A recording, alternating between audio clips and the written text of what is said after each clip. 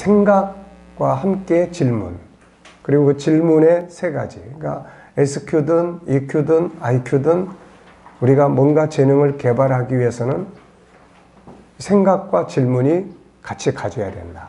그런데 그 중에 핵심적 질문은 항상 이 세 가지예요. 그리고 여기서 이제 예를 들어서 본질적인 부분도 난 누군가, 우린 누구죠?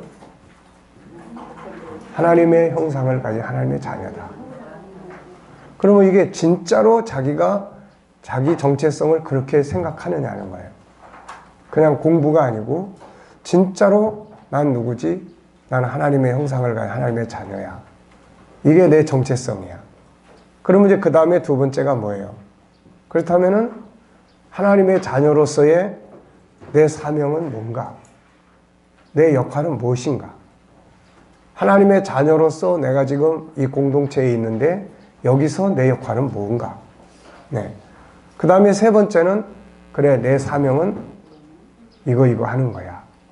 그러면 그걸 위해서 내가 그 사명을 이루기 위해서 내가 무엇을 어떤 방법으로 해야 될 것인가? 이게 이제 가장 기본적인 질문이에요. 그래서 항상 나는 누구인가? 그것이 이제 본질적일 수도 있고 또 우리들의 공동체 속에서 나는 누구인가? 나는 목사, 또 담임 목사. 그렇다면은 내 사명은 뭔가? 내 사명은 전체 교회를 관리하고 이끌어가고 발전시키고 사람들을 믿음 안에 바로 세우는 거예요. 그렇다면 그걸 위해서 내가 무엇을 어떤 방식으로 해야 될 것인가? 우리가 직장 같으면은 직장 안에서 나의 정체성은 뭔가? 나는 누구인가? 난 사장인가? 난 직원인가? 직원이라도 내 역할은 무엇인가? 내 위치는 뭔가? 과장인가? 담당자인가? 관리자인가? 그런 것들이 이제 명확하게 딱 생각이 들고 확신이 들고 그러면 그 역할은 뭐지? 그리고 그걸 이루기 위해서는 내가 그 다음에 무엇을 어떤 방식으로 해야 될 것인가? 이런 것들을 우리가 이제 SQ의 개발과 발전, 이제 그 속에서 이제 다양한 또 다른 질문들, 뭐 예를 들어서 가정. 그러면 가정이라고 하는 주제의 정체성은 뭐냐? 가정의 목적은 뭐고 가정은 왜 세워진 거지? 그렇다면 가정 구성원들이 해야 될 역할은 뭔가? 그 속에서 나는 무엇인가?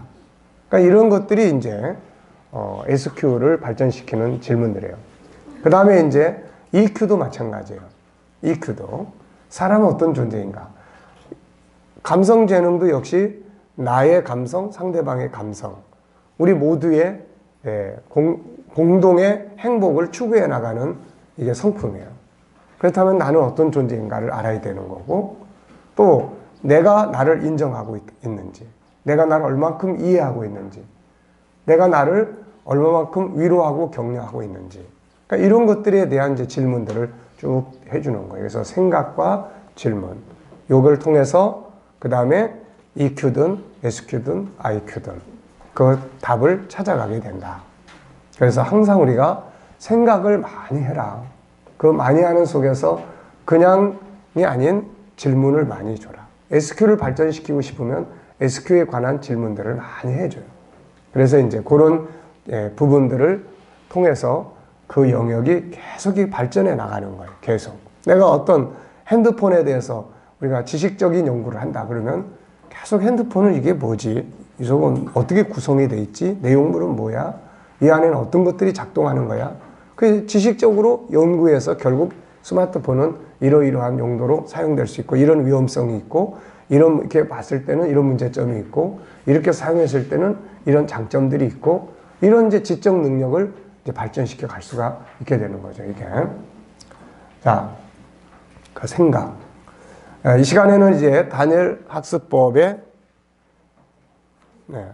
다니엘 학습법의 5번째예요. 이 교재는 우리 기독 청소년들, 뭐 안 믿는 청소년들도 마찬가지지만은 아이들의 학습을 돕기 위한 멘토링 프로그램이에요. 이게. 그래서 아이들에게 학습 멘토링을 돕기 위해서 학습 방법들은 뭐 얼마나 많습니까? 그렇지만은 성경이 제공하고 있는 방법들 중에 가장 효율성 있는 그런 방법 3가지를 정리를 한 거예요. 그래서 그 중에 첫 번째가 이제 다니엘이라는 인물. 애굽의 이 바벨론의 전쟁 포로로 잡혀가서 바벨론의 총리가 되고 나라가 바뀌었어도 또 메대의 총리가 됐을 정도로 그렇게 성공적인 인물. 그 다음에 이 인물은 도대체 어떤 삶을 살았기에 이 사람이 그렇게 위대한 성공적인 삶을 살았는가. 그렇다면 오늘 우리들이 성공을 다 꿈꾸고 있는데 성공을 꿈꾸는 우리들이 과연 학습이 어떤 방식으로 해야 효과적으로 학습을 할 수 있을 것인가에 대한 부분이에요. 그래서 첫째는 뭐예요? 다니엘 학습법. 두 번째는 쉐마 학습법. 세 번째는 이제 예수님의 컨설팅 학습법. 요건 이제 우리가 이름을 붙인 거예요. 그런데 내용을 들여다보면은 학습이든 무엇이든 간에 이 세 가지의 방법은 굉장히 효율적인 방법들이에요. 뭘 하든지 간에 다.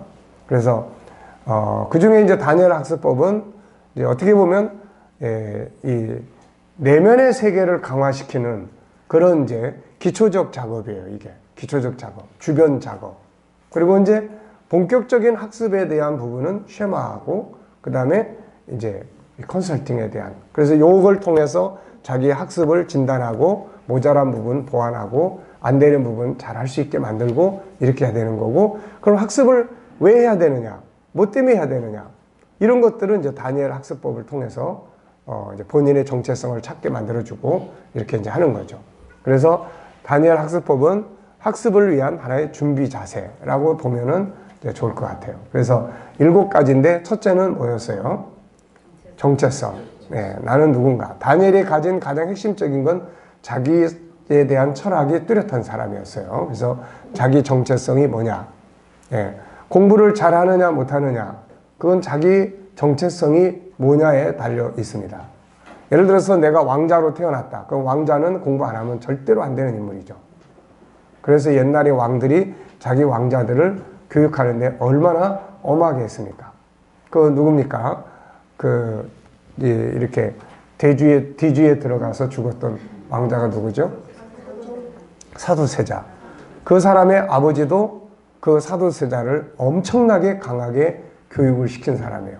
너무 그게 압박이 심해져 가지고 사두세자가 나중에 정신이상을 일으킬 정도로 굉장히 똑똑하고 천재적인 재능을 어렸을 때부터 발휘한 사람인데, 근데 아버지가 너무 강압적으로 그렇게 다루다 보니까 얘가 항상 공포감, 두려움, 그 다음에 오늘날 말하면 억압, 이런 것들 속에서 결국은 그런 이제 이상한 현상들을 발생시키게 된 거죠.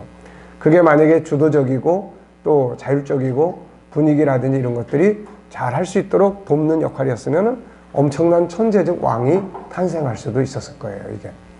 자, 그래서 이제 자기 정체성이 도대체 뭐냐. 정체성, 우리 집은 뭐 맨날 그래봐야 하면 뭐해. 난 다 소용없는 거야, 이건. 그런 자기 정체성이 흐지부지 하면은 그 다음에 아무리 좋은 환경이나 여건을 옆에다 두고 좋은 선생님을 갖다 붙여줘도 결국 안 합니다, 이게. 그러니까 정체성이 뭐냐. 두 번째는 이제 정체성을 분명하게 알고 나면 나는 하나님의 자녀야. 우리는 크리스찬이야. 뭐 세상 사람들 같은 경우는, 안 믿는 애들 같은 경우는 그래도 나는 인간답게 살아야 돼. 나는 세상의 주인으로 살 거야. 그러면 이런 자기 정체성이 그 다음에 그럼 어떻게 해야 되는데? 열심히 해야 돼. 뭘 해야 될 건데?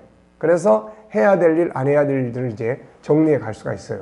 그래서 다니엘 학습법의 첫째는 정체성에 대한 올바른 교육이다 하는 겁니다. 그 다음에 이제 두 번째는, 그렇다면 이제 자기 정체성에, 다니엘이 가진 정체성은 뭐였어요? 나는 하나님의 사람이야. 그럼 하나님의 사람은 어떻게 살아야 되는 거야? 그래서 그 다음에 나타나는 것이 자기 절제예요, 절제. 그래서 이 과정에 입학한 아이들은 자기 절제를 철저하게 서로 계약을 맺어가지고 이 16주 동안은 하여튼 철저하게 자기가 짠 자기의 절제에 대해서 지킬 수 있는 이런 게 돼야 돼요, 이게. 근데 이런 게 되려면은 먼저 철학이 뚜렷해야 돼요. 왜 내가 그렇게 해야 되는데? 난 못해. 이게 철학이 약한 거예요, 지금. 그래서 그 다음에 두 번째가 이제 절제. 그래서 아이들이 절제에 대한 플랜을 짜고 그 절제를 철저하게 지켜갈 수 있도록 돕고, 지켜갈 때 거기에 따른 보상과 거기에 따른 칭찬과 격려와 이런 것들이 이제 같이 따라줘야 되겠죠. 자, 그 다음에 이제 세 번째는 뭐였습니까? 세 번째는 이제 영성이에요, 영성. 그래서 하나는 절제, 먹어야 될 거, 먹지 말아야 될 거, 이걸 확실하게 정리를 했고, 그 다음에는 하나님의 사람은 당연히 누구와의 관계를 가져야 되냐면 하나님과 관계를 가져야 돼요. 그래서 하나님의 영성에 대해서는 세 가지를 이야기했었죠. 첫째는 기도 생활. 이 다니엘은 기도 생활을 해도 되고 안 해도 되는 게 아니라 여기다가 그냥 목숨을 걸었어요. 목숨을. 그러니까 우리가 그런 영성 생활, 기도 생활 이런 것들이 그냥 해도 되고 안 해도 되는 이런 개념으로 다가서면 그게 아무 효력을 발휘하지를 못해요. 근데 죽기 살기로 하면은 그 속에 성령이 강하게 역사를 해요. 그래서 기도가 우리의 삶을 엄청나게 바꿔놓는 영향력을 이제 미치게 됩니다, 이게. 네. 그래서 이런 것들을 바르게 아는 부모들 같으면 아이들이 어렸을 때 기도원도 같이 올라가서 기도도 하고 놀더라도 기도원 생활도 익숙하게 훈련도 시켜주고 이제 이런 것들이 굉장히 필요한 거예요, 이게. 자, 그 다음에 이제 말씀 공부. 그 다음에는 현장 생활이에요. 그래서 난 하나님의 사람이기 때문에 정직하게, 진실하게, 부지런하게. 그래서 다니엘서 6장에서 흠을 찾을래야 찾을 수가 없어요.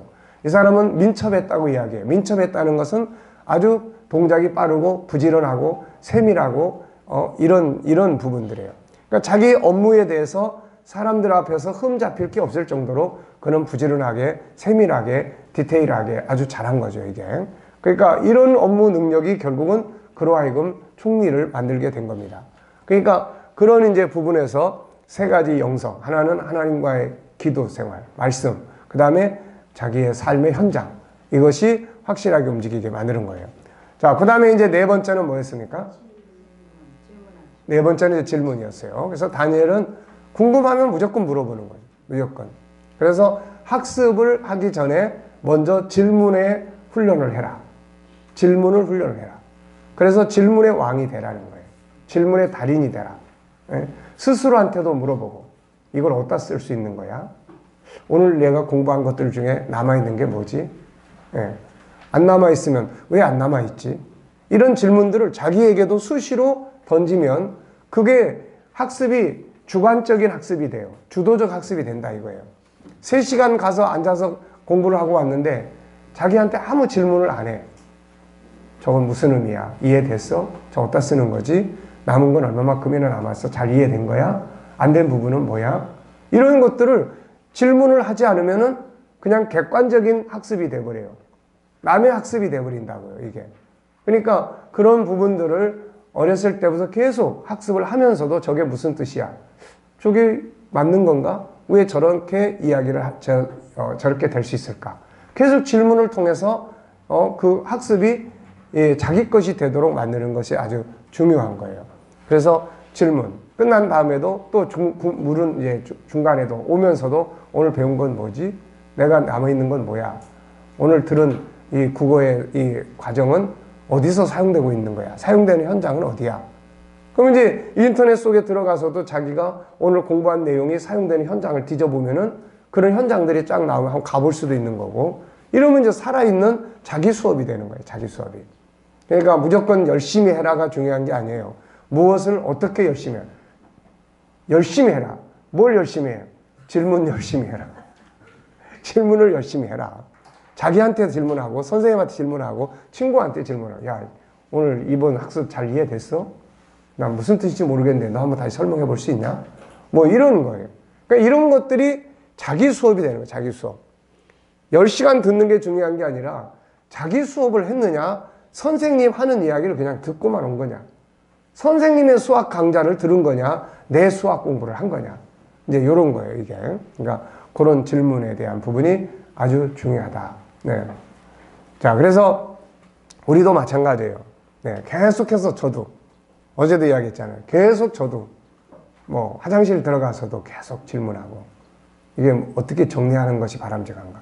이것과 이건 뭐가 차이가 있는가? 이게 현실화되기 위해서는 뭐가 있는가?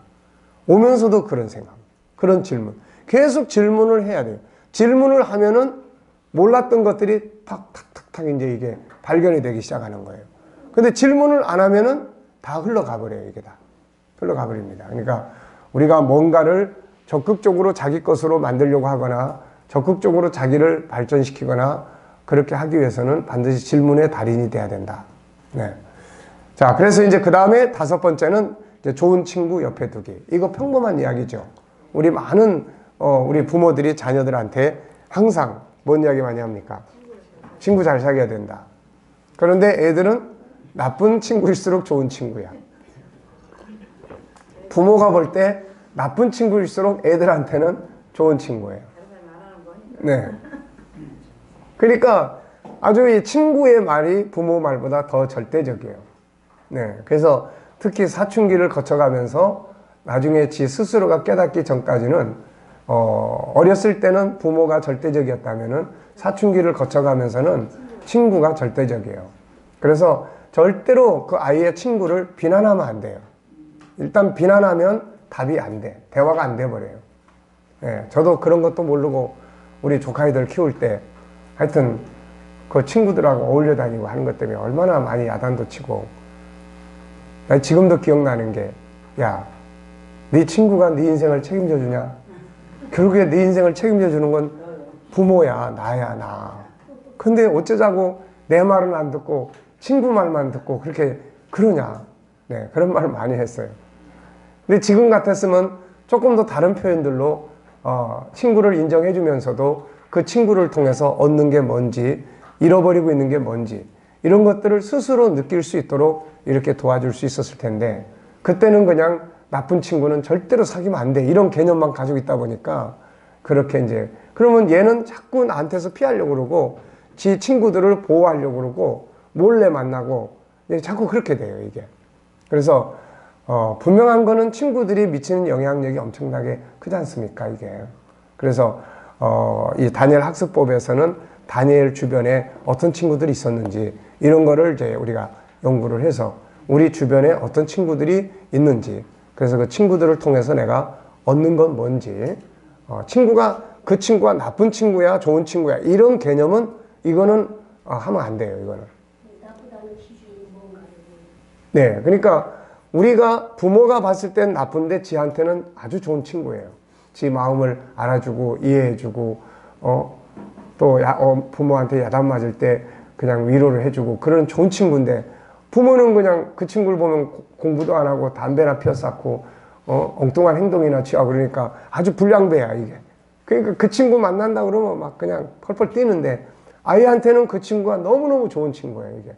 그러니까 그런 부분들이 있으니까 뭐 좋은 친구, 나쁜 친구, 네 친구 말해봐. 공부도 안 하는 놈들, 그런 놈들 잘 사귀어봐. 네 장래가 뻔해. 이래버리면은 안 돼, 이거는. 그러니까 중요한 거는 친구를 인정해서 부모가 그 친구를 만나볼 수 있는, 네가 엄마 아빠한테 한번 그 친구를 당당하게 한번 소개했으면 좋겠다. 그래서 그 친구의 가지고 있는, 딱 만나보니까 머리는 노랑머리에다가 뭐 손에다 팔찌 끼고 댕기지 뭐 막 문신하지, 그런 놈을 딱 데리고 왔어. 그러면 이제 어떻게 해야 돼요? 어떻게 해요?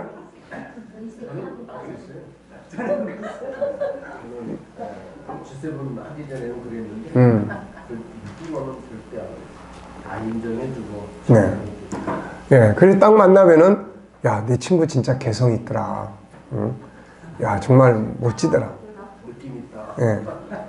그러면 그러니까 뭐 예를 들어서 노랑머리 들인다고 해서 문제될 거 없잖아요. 그러니까 그러면서 이제 그 아이하고 소통이 되게끔 같이 부모가 그 아이하고 같이 만날 정도면 뭐 그렇게 큰 문제는 없을 수 있어요.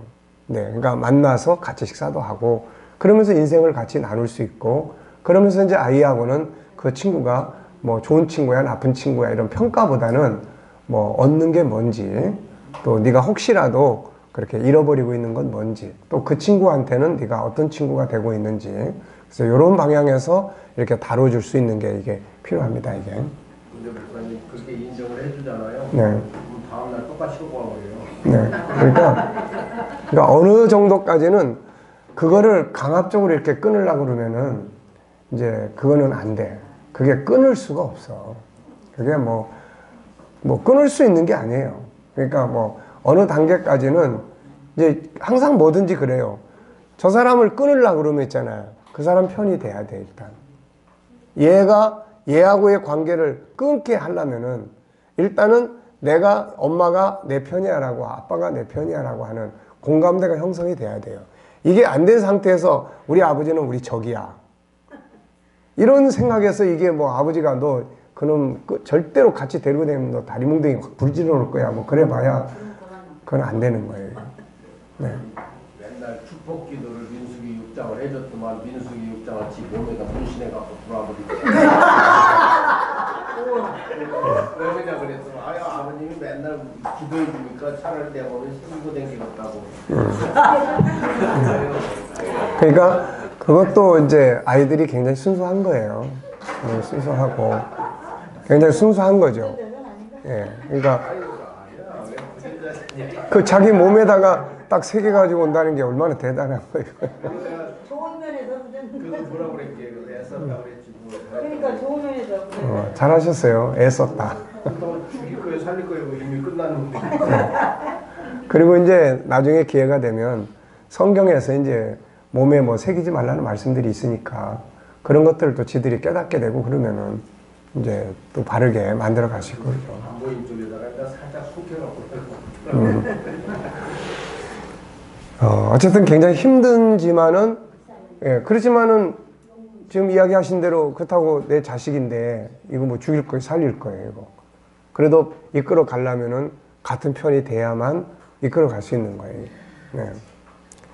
자, 친구의 중요성, 친구와 학습 관계.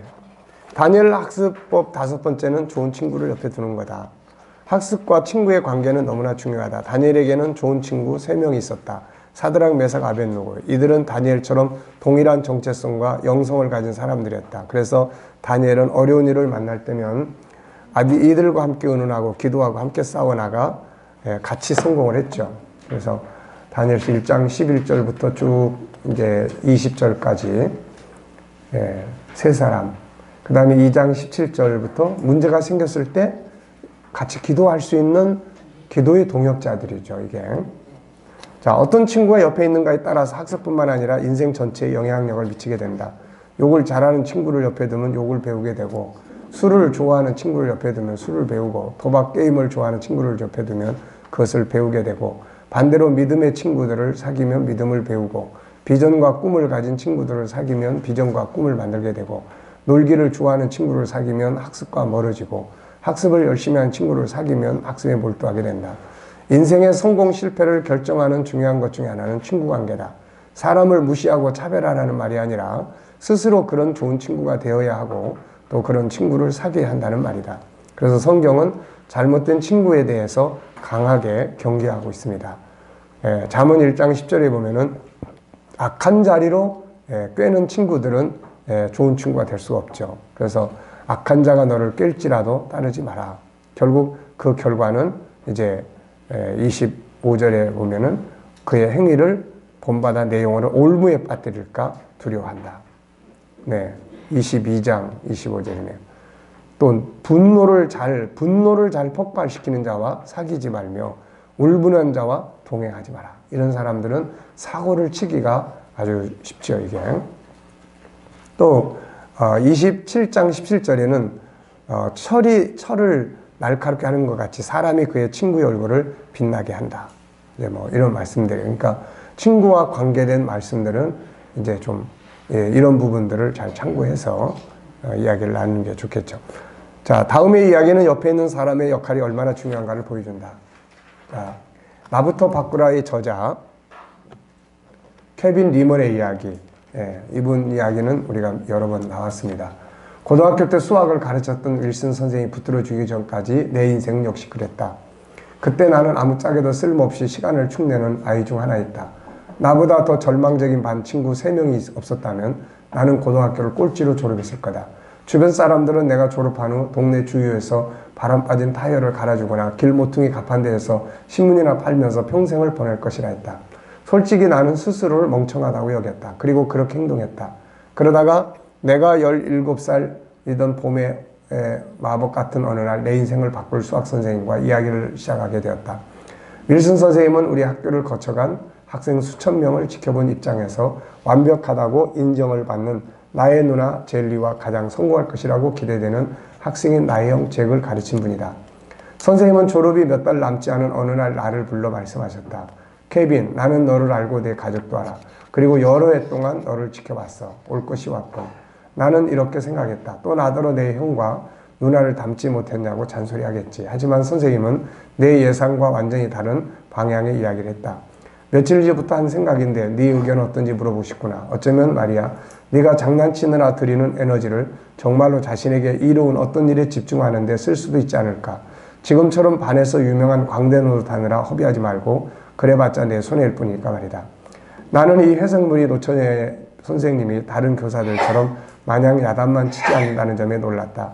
윌슨 선생님은 내게서 좋은 자질을 보고 그 점을 일러준 것이다. 친구들의 관심을 끌려고 벌이는 멍청한 장난, 잘난 형과 누나를 둔 막내가 상대적인 반항심으로 벌이는 속보이는 장난을 윌슨 선생님이 지게 줬다.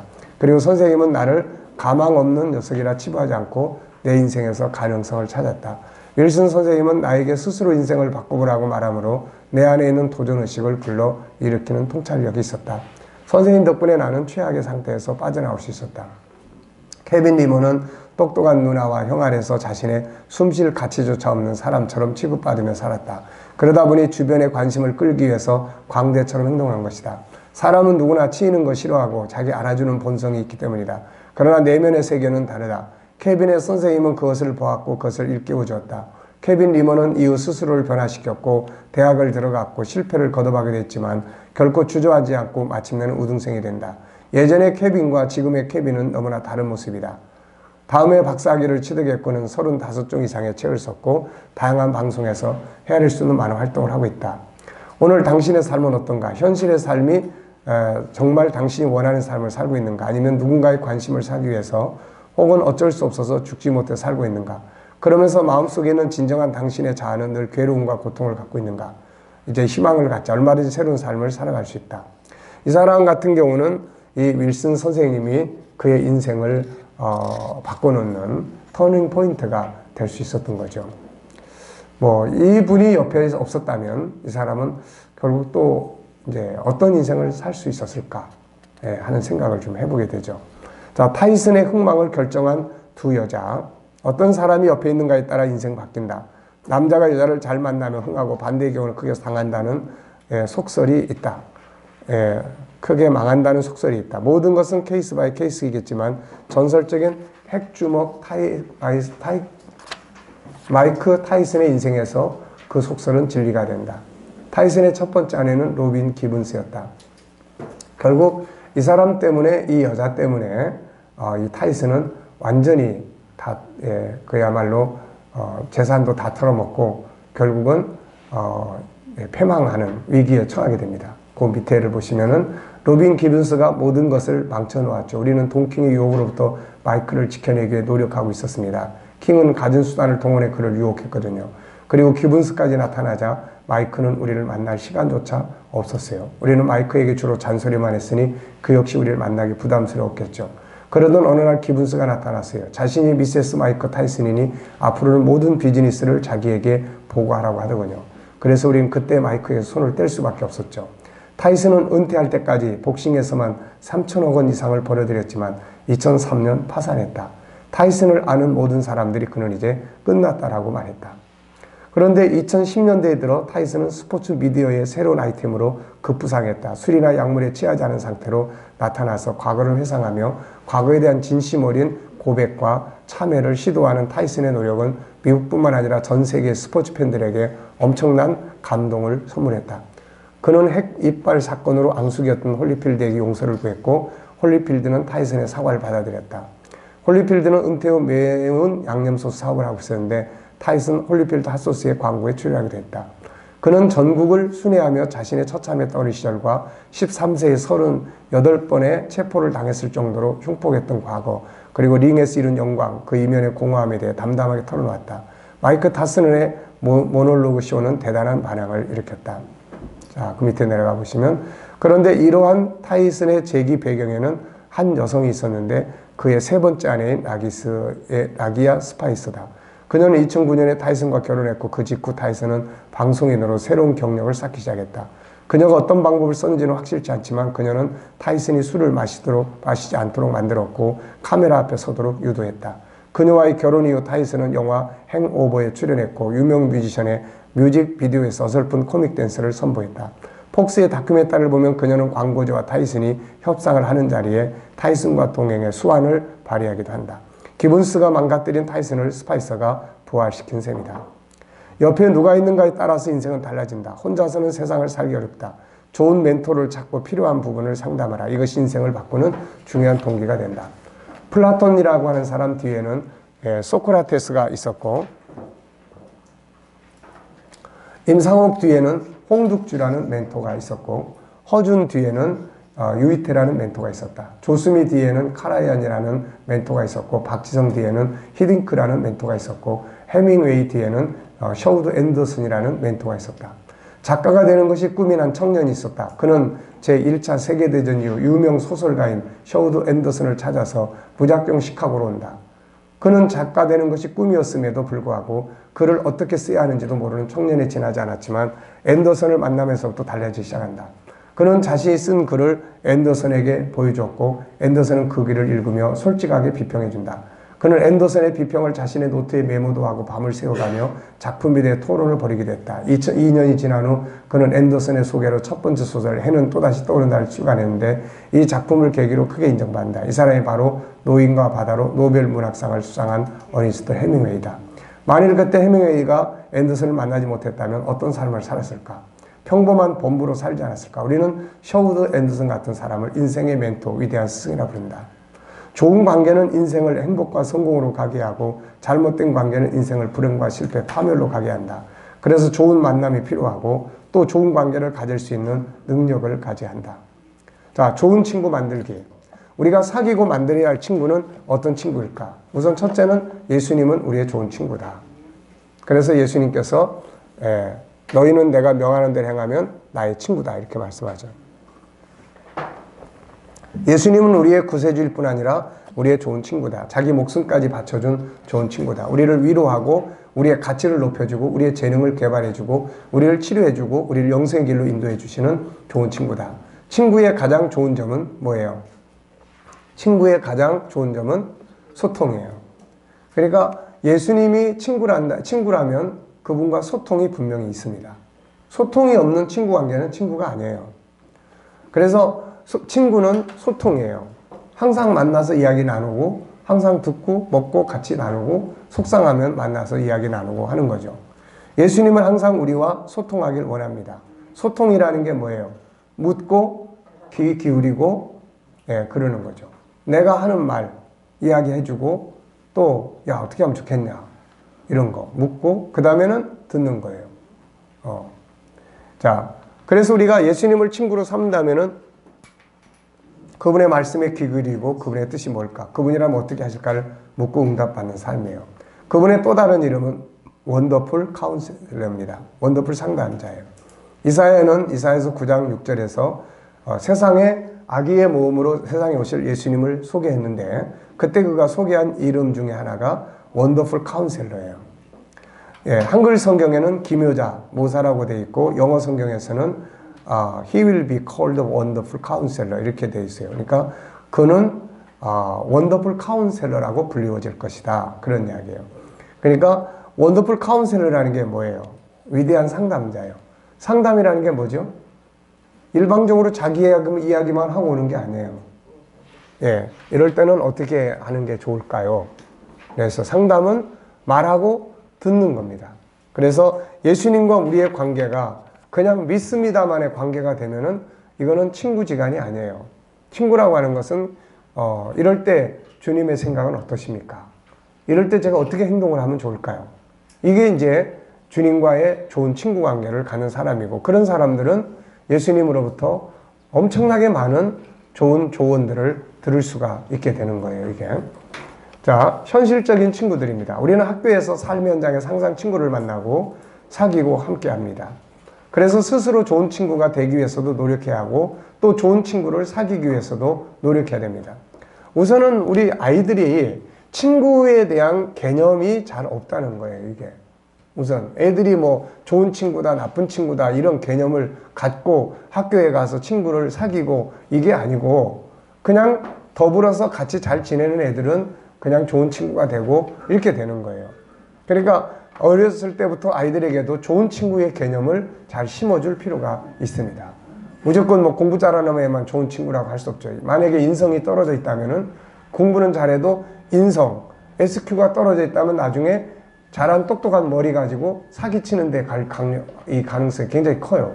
그러니까 그런 것만을 가지고 이야기하는 게 아니라 인간성에 대한 전체적인 틀 속에서 좋은 친구는 이러이러한 친구야. 이것을 우리가 아이들에게 친구에 대한 올바른 정의와 이런 부분들을 교육하고 가르쳐 주는 것이 굉장히 중요해요. 우리는 그런 것들을 가르쳐 주지도 않고서는 무조건 좋은 친구 사귀어야 돼. 너 나쁜 친구는 뭐 함부로 하면 안 돼.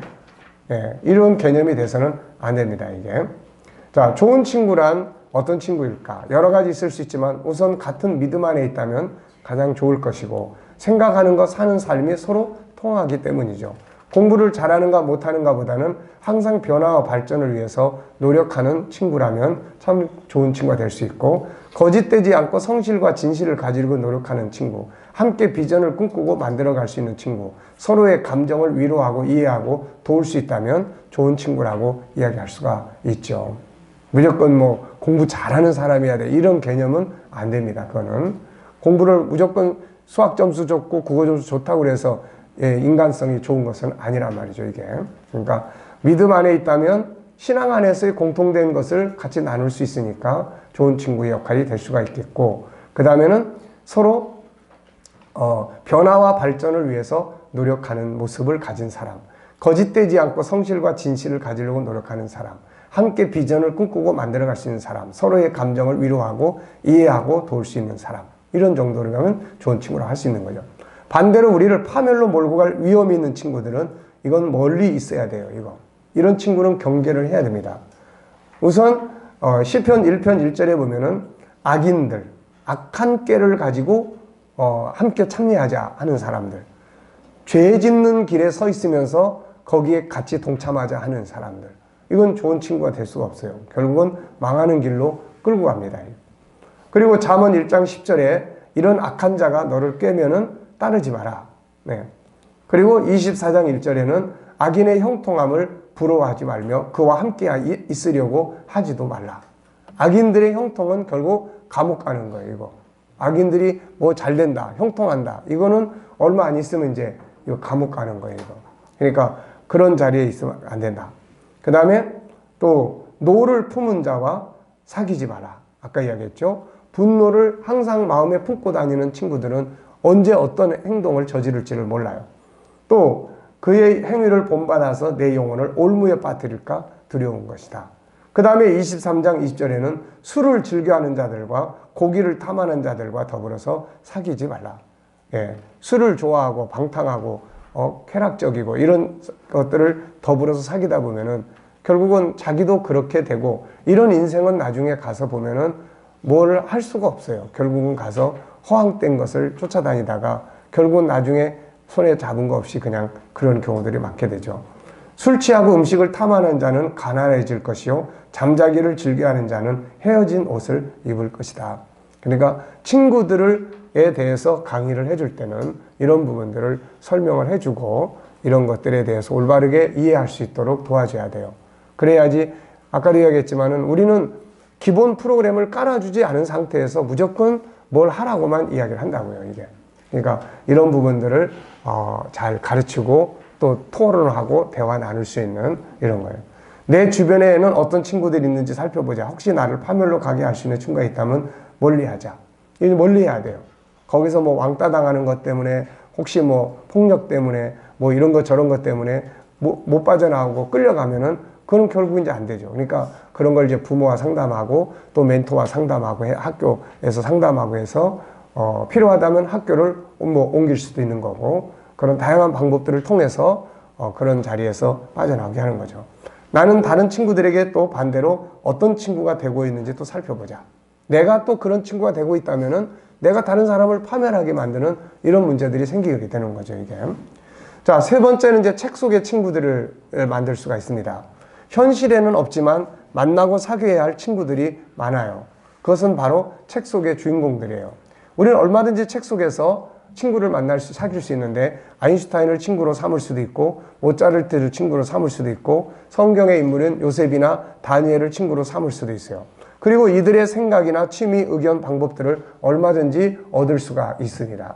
그래서 뭐 요셉이라면은 뭐 이런 상황에서 어떻게 해결을 할 수 있었을까? 그래서 그런 이제 부분들을 가지고 성경의 인물들을 친구로 삼으면, 다니엘을 친구로 삼으면 얼마나 좋겠습니까, 이게. 그래서 다니엘이라면 이렇게 친구는 잘 알아야 되니까 다니엘을 깊이 연구하고 어떤 상황이 생겼을 때 다니엘이라면 이럴 때 어떻게 해결할 수 있었을까? 이런 것들이 필요한 거죠. 자, 천재가 되고 싶다면 천재에게 접속하라. 그리고 자신을 천재처럼 생각하고 말하라. 예, 이지성 씨가 자기 책 천재로 자기 책에서 이야기하는 내용입니다. 인간은 본래 천재로 태어난다고 하는 것이 교육학의 정설이다. 이 말은 맞는 말이다. 인간은 하나님의 형상으로 만들어졌다. 하나님보다 천재가 어디 있는가? 그러므로 우리가 천재의 모습으로 세상에 온다는 것은 정확한 말이다. 그런데 왜 천재가 되지 못할까? 인문학자 이지성 씨는 그 이유는 천재로부터 배우지 않았기 때문이라고 말한다. 생각 회로에, 다시 말해서 우리가 생각하는 영역에다가 천재들의 생각을 접속시키라, 그런 이야기예요. 스티브 잡스가 독자적인 싱크 디퍼런스의 본보기로 삼은 사람은 아인슈타인이라고 하죠. 빌 게이츠가 집무실에 레오나르도 다빈치의 초상화를 걸어놓고 시시때때로 대화하며 다빈치처럼 생각할 수 있기를 간절히 소망했던 것처럼, 잡스 역시 아인슈타인의 초상을 걸어놓고 하루의 시작과 끝을 함께하면서 아인슈타인처럼 생각할 수 있기를 열망을 했던 것이죠, 이게. 자, 유대인의 가장 큰 특징은 천재처럼 생각하는 겁니다. 유대 교육은 학생들로 하여금 국어 시간에는 셰익스피어나 괴테처럼 생각할 것을 요구하고, 수학 시간에는 오일러나 페르카처럼, 과학 시간에는 뉴턴이나 아인슈타인처럼, 역사 시간에는 헤로도투스나 투키데스처럼, 음악 시간에는 모차르트나 베토벤처럼, 미술 시간에는 미켈란젤로처럼 생각할 것을 요구한다. 유대 학생들은 학교에서 천재처럼 사색하는 법을 훈련받은 뒤 그 토대 위에서 자신만의 창조적 사색을 펼쳐간다. 근데 오늘 우리들의 머릿속에, 우리 아이들의 머릿속에는 어떤 친구가 자리 잡고 있는지, 그래서 네 속에 있는 친구가 누가 있는지, 이런 것들도 물어보고 대화를 나눌 필요가 있습니다. 가끔가다 아이들 방에 들어가 보면은 뭐 자살한 탤런트의 사진이 부착되어 있다든지, 이거 굉장히 위험한 거예요, 이거. 그러니까 그런 보이지 않는 데다가 자기 내면을 표현해 놓고 사는 거예요.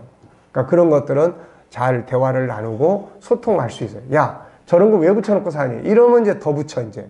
풀로 붙였던 걸 본드로 붙입니다, 이제. 네. 그러니까 그런 개념으로 접근하면 일단 안 돼요, 이게. 그래서 인정해 줄 건 인정해 주고, 그 다음에 거기서 얻는 게 뭐고, 잃어버릴 수 있는 것은 위험한 건 뭐고, 이런 같이 나눌 수 있어야 되는 거예요, 이게. 자, 단돈 10,000원, 20,000원만 주면 우리는 위대한 천재들을 만나게 되죠. 그 속에서 그들을 친구로 삼고, 그들의 삶을 배우고, 생각하는 법을 배우고, 가치를 배울 수 있다. 그들처럼 생각하고, 그들처럼 말하고, 그들처럼 행동하는 훈련할 때 그것은 내 안에 있는 천재의 생각을 움직이게 하는 마중물이 될 수 있다. 그러므로 어떤 소원과 갈망이 있다면 이미 그것을 이룬 사람을 찾아라. 그 사람과 자신의 생각의 호수를 접속시켜라. 그리고 그 사람처럼 생각하는 훈련을 해보라. 그러면 특수한 경우를 제외하고는 누구나 그 소원을 이루는 사람이 될 것이다. 특수한 경우라도 자기 속에 있는 천재성을 끌어내는 데는 아주 중요한 역할을 할 것이다. 그래서 내 주변에 어떤 친구가 있느냐, 내 머릿속에 어떤 친구가 움직이고 있느냐, 이것이 결국은 나의 삶을 만들어가는 현장이 되는 거예요, 이게. 자, 그래서 우리가 잠언 13장에 보면은 뭔 말씀이 나옵니까? 본문 말씀으로 선택을 했는데요. 뭐예요? 지혜로운 자와 동행하면 지혜를 얻고, 미련한 자와 동행을 하면은 뭐예요?